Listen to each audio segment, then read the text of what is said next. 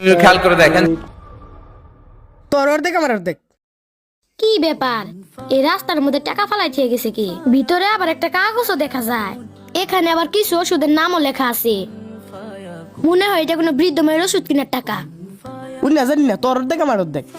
আরে কি বলতেছ, টাকা দেখলে মনে হুশ থাকে না তাই না? আরে ভাই বাদ দে তো, আমার ফোনে এমবি নাই, এমবি ভরা লাগবো, টাকা দি। না আমার আমি তোর এই টাকা দিতে পারবো না, এটা মনে হয় কোনো অসুস্থ মানুষের ওষুধ কেনার টাকা। দেখছো মে, তোর ভালো বলে বলতেছি, ওখান থেকে অর্ধেক টাকা আমার দে। না আমার বাপ তোর কোনোভাবে এই টাকাগুলো দিতে পারবো না। দেখছো মে, এখন কিন্তু ভুলে যাবো যে তুই আমার বন্ধু, ভালো বলে বলতেছি টাকাটি দে।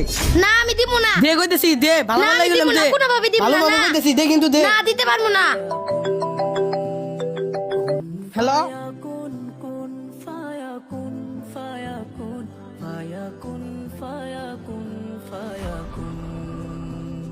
কি ব্যাপার মারব, এমন নীরব হয়ে গেলে কেন?